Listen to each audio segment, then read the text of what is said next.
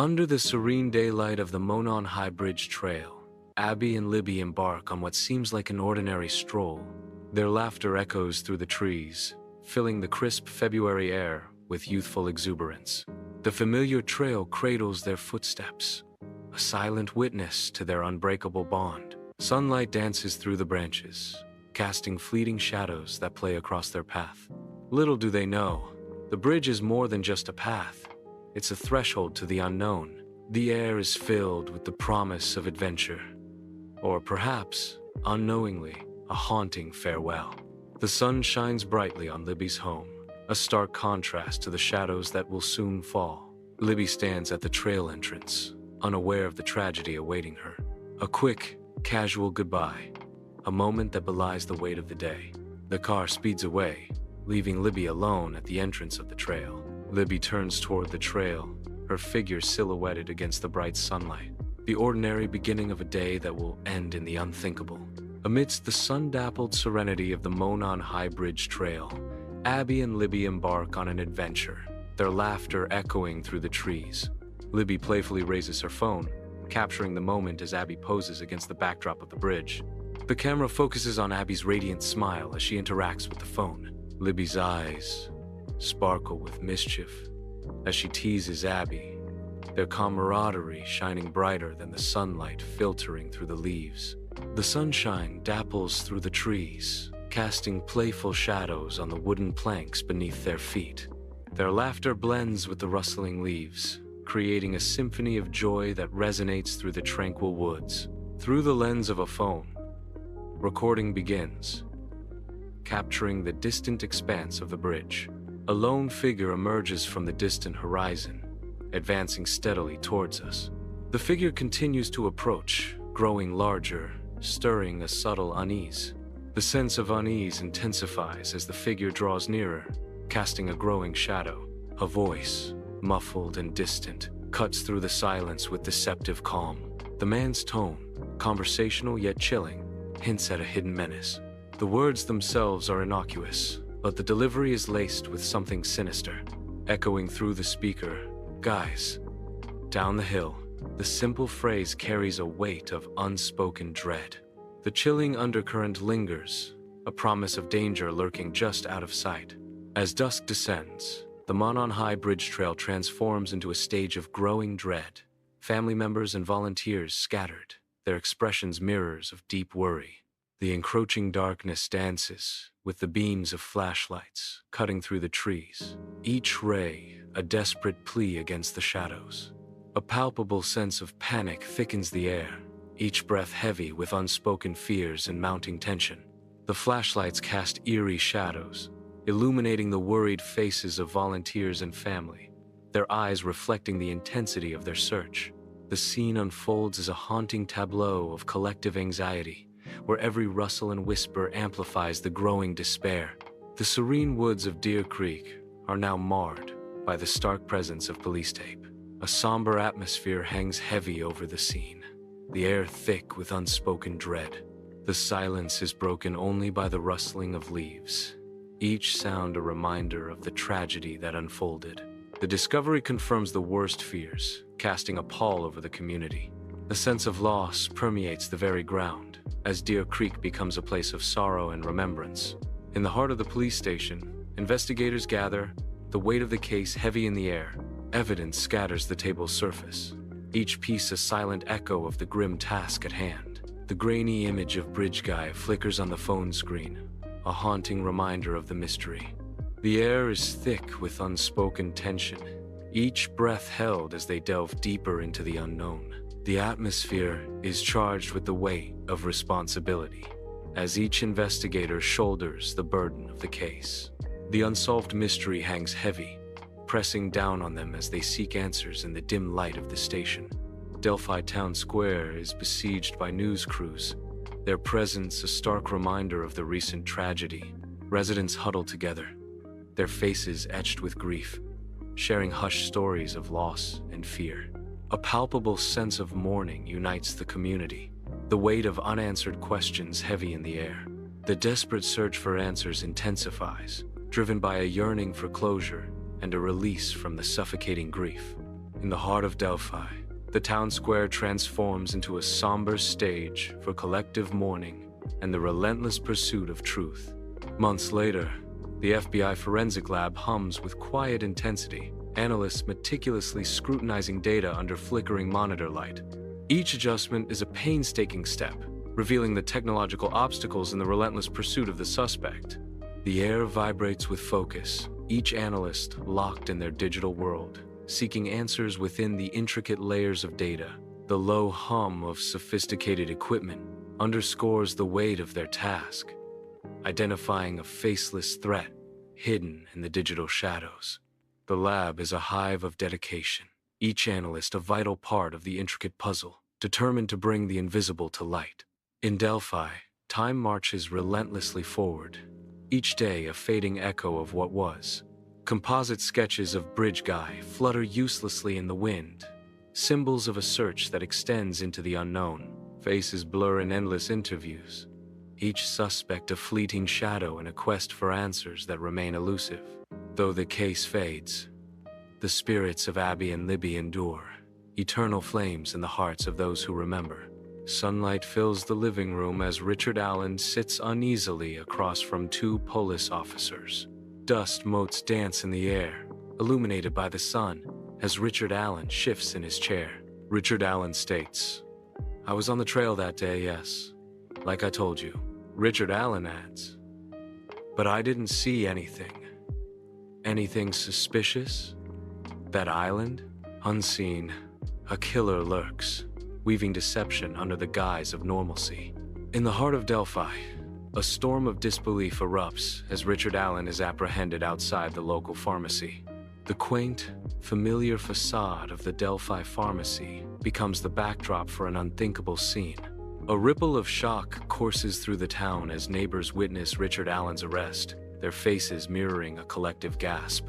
Whispers fill the air, each carrying a mix of confusion and fear as the unthinkable unfolds before their eyes. The ordinary day transforms into a haunting tableau, casting a long shadow over the community's sense of security. As Richard Allen is led away, the weight of the moment hangs heavy, leaving an indelible mark on Delphi's collective memory. The interrogation room is cold and sterile, a stark steel table its only feature. Richard Allen sits, sweat beading on his forehead, the weight of unspoken accusations heavy in the air. Across from him, two investigators watch, their expressions unreadable, their silence more potent than any words. The evidence bag, containing a bullet casing, sits prominently on the table, a silent testament to the crime. Beside it, another bag displays a collection of knives, each one a potential key to unlocking the truth. Months later, Richard Allen sits alone in his stark prison cell, the silence amplifying his isolation. His eyes dart around nervously, haunted by unseen figures that dance in the shadows. Paranoia tightens its grip as Richard's mind conjures phantoms, blurring the line between reality and illusion. He clutches his head, a futile attempt to silence the voices that torment him, whispering accusations and threats. His body recoils as unseen hands reach for him, pulling him deeper into the abyss of his fractured mind. Lost in a labyrinth of fear, Richard Allen is consumed by hallucinations, his sanity fading into the bleak prison atmosphere. The stark reality of prison calls fills the air, Richard Allen's voice cracking with strain. His desperate words bounce off the walls, a raw confession woven into conversations with his wife. The emotional turmoil intensifies as he speaks with his mother, each word heavy with guilt and regret. The following audio recordings capture Richard Allen confessing to the murders during phone calls with his wife and mother. The courtroom is filled with a tense silence, a sterile arena where destinies hang in the balance. Dr. Arya Sharma and Dr. Ben Carter stand tall, ready to unveil the hidden truths of Richard Allen's mind. They present their findings, revealing Richard Allen's documented psychosis. Each revelation lands like a thunderclap, casting a dark shadow over the reliability of Richard Allen's confessions. The weight of their testimony hangs heavy, threatening to unravel the foundations of the prosecution's case. Inside the courtroom, the trial begins, with the prosecution meticulously presenting forensic evidence. The air thickens as Alan's confessions echo through the room, each word a hammer blow. The defense rises, weaving a tapestry of doubt around Alan's sanity, challenging every certainty. Lawyers pace restlessly, their movements mirroring the high stakes of the legal battle. Jurors listen with unwavering focus, each face a mask of contemplation as they weigh the evidence. Alan observes the unfolding drama with a chilling detachment, a ghost in his own trial. The courtroom holds its breath as the video evidence flickers to life, its pale light illuminating the faces of all present. Libby watches the screen, her expression unreadable as the seconds tick by. As the clip ends, the haunting melody of Down the Hill fills the courtroom, casting a shadow of loss and longing. A palpable wave of emotion sweeps through the room, leaving a heavy silence in its wake. The courtroom is eerily silent, the air thick with a palpable tension that seems to warp reality itself. Through Alan's eyes, the judge's face twists into a grotesque caricature, mocking the very notion of justice. The jury transforms into shadowy figures, their forms indistinct, embodying the unseen forces that weigh against him. The witness stand teeters precariously, a symbol of Alan's unstable mental state, threatening to plunge him into the abyss. Alan's perspective fractures, revealing the chaos within as the courtroom mirrors his inner turmoil, distorting everything he sees. The courtroom air vibrates with tension as sunlight illuminates the gravity of the impending verdict. The prosecution stands firm. This was not a moment of madness. It was a meticulously planned act of malice. The evidence is irrefutable. The defense counters with empathy. We are not dealing with a criminal mastermind, but a fractured soul teetering on the brink. A tragedy, not a crime.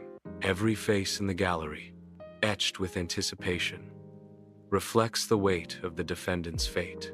The defendant sits silently, a lone figure under the immense pressure, awaiting the jury's judgment. The jury listens intently, their expressions unreadable as they absorb the closing arguments. The courtroom hangs in suffocating silence, every breath suspended as the jury foreman rises to his feet. He pauses, the weight of his words palpable as he clears his throat, preparing to deliver the verdict. The single word echoes through the chamber.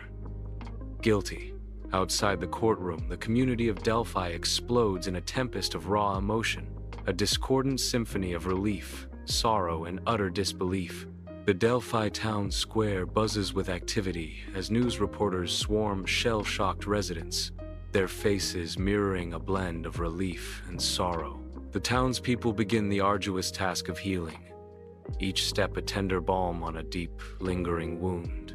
Hope flickers in the air, yet the scars of recent events remain etched into the very soul of the community. Buildings stand as silent witnesses, bearing the visible marks of damage, a stark reminder of the past. In the eyes of the townspeople, a haunted quality lingers, a reflection of the trials they have endured. The community attempts to rebuild, but every glance reveals a story of resilience amidst lingering trauma. Years melt away within the cold, unforgiving walls of Richard Allen's cell. Dim light casts long shadows, painting a stark portrait of solitude and confinement. Time has etched deep lines of regret onto Richard Allen's face. The silence amplifies the weight of his solitude, a heavy cloak woven from the threads of time and consequence. The observer watches, the silence amplifying the weight of Richard Allen's solitude.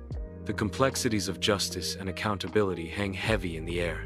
The Monon High Bridge Trail stands in serene silence, a place now forever etched with solemn remembrance. A memorial, meticulously crafted, rises as a heartfelt tribute to Abby and Libby. Each detail echoes their vibrant lives, a poignant reminder of their enduring impact. The memorial stands as a testament to the enduring impact of the Delphi murders.